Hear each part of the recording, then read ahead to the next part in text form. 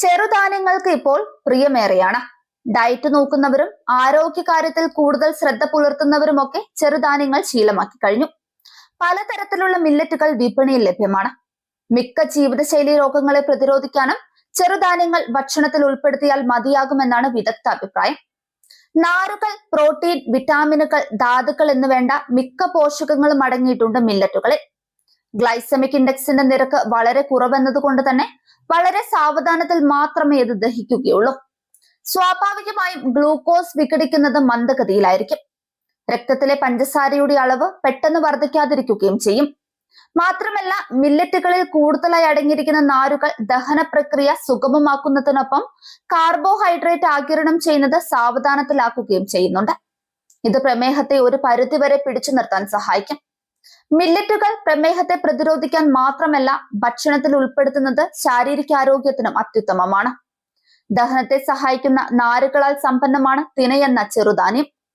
ഗ്ലൂക്കോസിന്റെ ആഗിരണം മന്ദഗതിയിലാക്കി രക്തത്തിലെ പഞ്ചസാരയുടെ അളവ് വർദ്ധിക്കാതിരിക്കാൻ ഈ ധാന്യം സഹായിക്കും. മാത്രമല്ല, ഇതിന്റെ ഗ്ലൈസമിക് ഇൻഡെക്സിന്റെ നിരക്ക് വളരെ കുറവായതുകൊണ്ട് തന്നെ പ്രമേഹം കൊണ്ട് ബുദ്ധിമുട്ടുന്നവർക്ക് തിന ശീലമാക്കാം. സാലഡുകളിലും സൂപ്പുകളിലും മാത്രമല്ലാതെ അരിക്ക് പകരമായും തിന ഉപയോഗിക്കാം. ഗ്ലൂട്ടൻ ഫ്രീ ആയിട്ടുള്ള ഒരു ധാന്യമാണ് റാഗി. അതുകൊണ്ട് തന്നെ പ്രമേഹ രോഗികൾക്കും റാഗി ഒരുപാട് ഗുണം ചെയ്യും.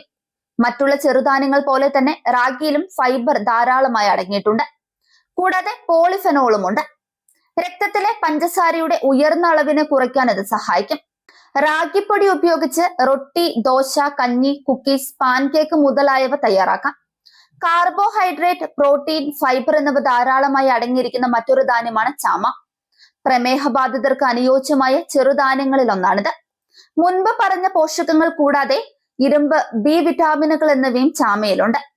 പലതരത്തിലുള്ള വിഭവങ്ങൾ ചാമ ഉപയോഗിച്ച് പാകം ചെയ്യാം. അരിക്ക് പകരമായും ഈ ചെറുധാന്യം ഉപയോഗിക്കാം.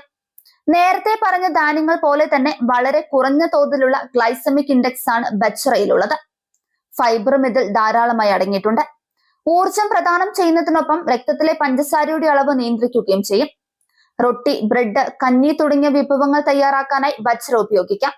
പ്രമേഹം നിയന്ത്രിക്കണമെന്നുള്ളവർക്ക് ദിവസവും ഭക്ഷണത്തിൽ ഉൾപ്പെടുത്താവുന്ന ഒരു ധാന്യമാണ് കവടപ്പുല്ല്. ഫൈബറും മഗ്നീഷ്യവും ഫോസ്ഫറസും പോലുള്ള മൂലകങ്ങൾ ധാരാളമായി ഇതിൽ അടങ്ങിയിട്ടുണ്ട്.